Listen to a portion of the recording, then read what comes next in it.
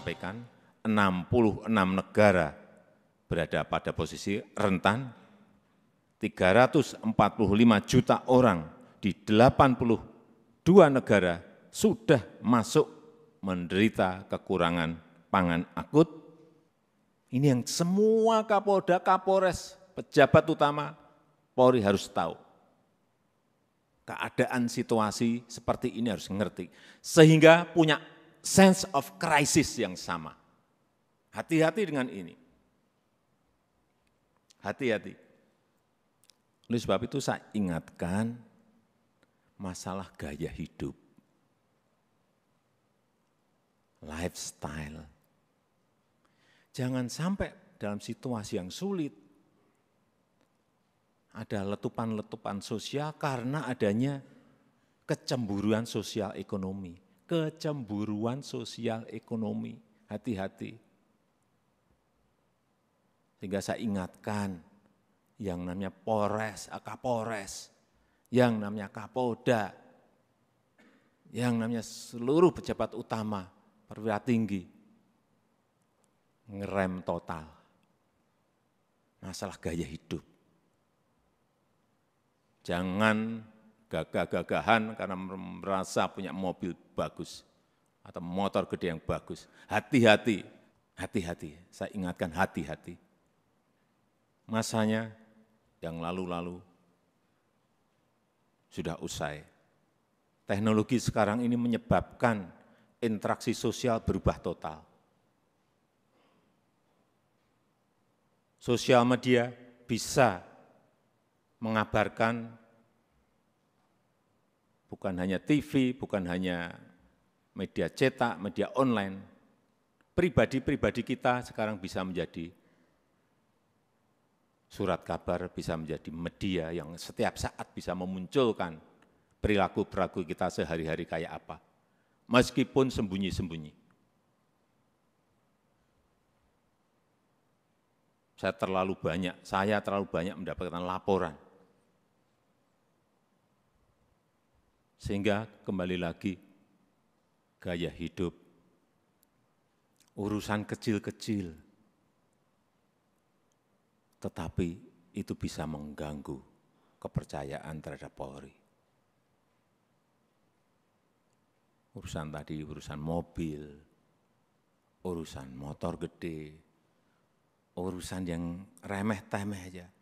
Sepatunya apa, bajunya apa, dilihat masyarakat sekarang ini.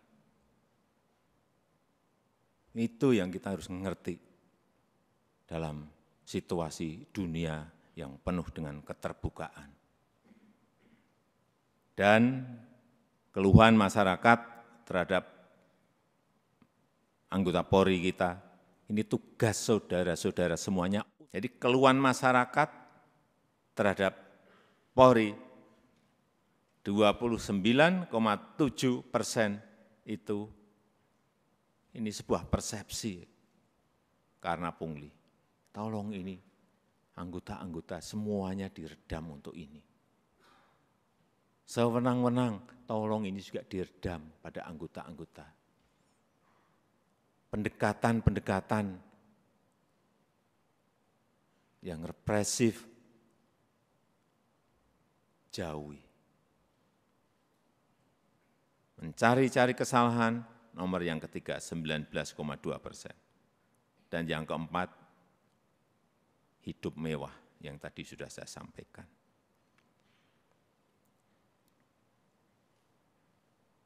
Karena Bapak, Ibu, dan saudara-saudara sekalian, itu adalah aparat penegak hukum yang paling dekat dengan rakyat, paling dekat dengan masyarakat, dan paling sering berinteraksi dengan rakyat. Jadi ingatkan anggota-anggota, selalu di briefing anggota-anggota, seluruh anggota, dan ingatkan untuk hal-hal yang berkaitan dengan pelayanan masyarakat, ingatkan mereka. Jangan sampai karena tidak kecepatan kita, yang kedua, rasa aman dan nyaman masyarakat itu, ini masalah persepsi loh. Rasa aman dan nyaman masyarakat itu menjadi terkurangi atau hilang.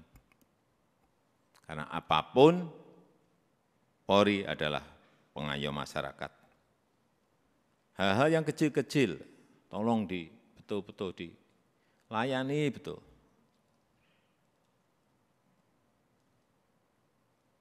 Masyarakat kehilangan sesuatu, harus direspon cepat.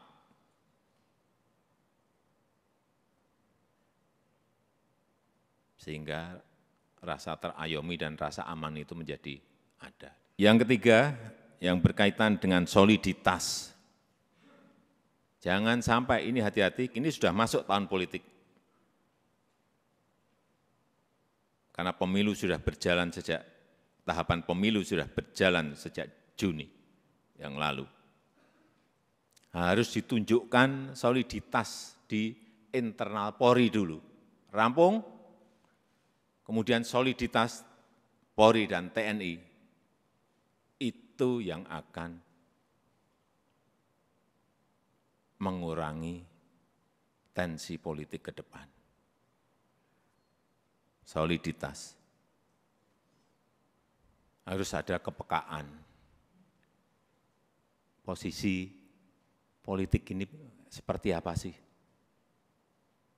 Karena saudara-saudara adalah pimpinan-pimpinan tertinggi di wilayah masing-masing.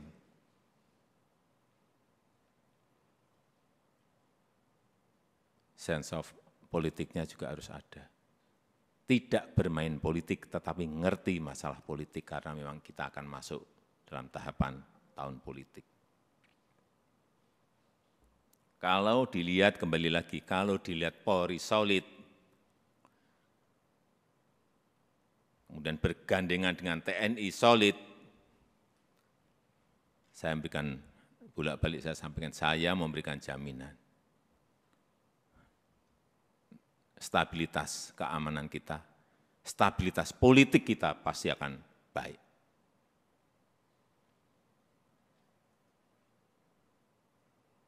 Enggak ada yang berani coba-coba. Kalau coba-coba ya tegas saja. Yang keempat, yang berkaitan dengan kesamaan visi. Saya kira yang berkaitan dengan kebijakan organisasi, jangan terkesan kita itu gamang. Sebagai pemimpin-pemimpin di wilayah, baik itu di provinsi, kabupaten, dan kota, jangan gamang, apalagi cari selamat. Yakin sesuai dengan prosedur, yakin sesuai dengan SOP, yakin sesuai dengan undang-undang, lakukan. Visi, presisi, Pak Kapolri, saya minta juga tidak usah jelimet-jelimet, tolong disederhanakan. Sehingga yang di bawah itu mengerti apa yang harus dijalankan. Apa sih kalau disederhanakan? Ya tadi yang Kapolri sampaikan tadi. Polri sebagai pelindung, Polri sebagai pengayom, dan Polri sebagai pelayan masyarakat. Intinya akan ke sana. Presisinya itu apa? Jelasin sekali lagi, secara sederhana dan jelas. Sehingga gampang ditangkap visi itu. Yang kelima, yang berkaitan dengan penegakan hukum. Jangan sampai pemerintah dianggap lemah, jangan sampai juga Polri dianggap lemah.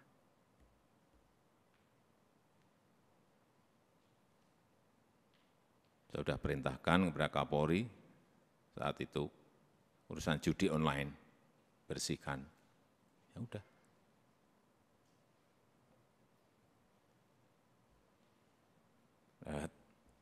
Saya enggak usah bicara banyak. Saudara-saudara tahu semuanya, perintah ini tahu. Dan penegakan hukum untuk yang berkaitan dengan narkoba. Ini yang akan nanti bisa mengangkat kembali kepercayaan masyarakat terhadap Polri. Dan kalau ada sebuah peristiwa, itu segera dirancang komunikasinya yang baik. Komunikasi publik itu penting banget. Jangan terlambat, jangan lamban.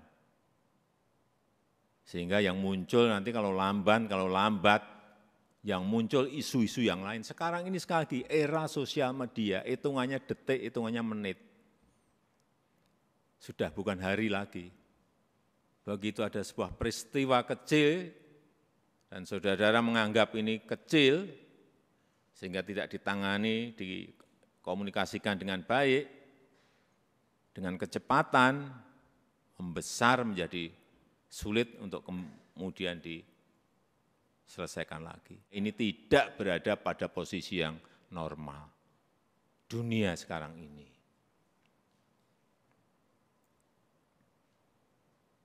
Sehingga gampang sensitif dan gampang tersulut. Untuk menumbuhkan optimisme harus menciptakan hal-hal yang baik, dikontra dengan itu, dikontra dengan prestasi-prestasi, dikontra dengan komunikasi yang baik.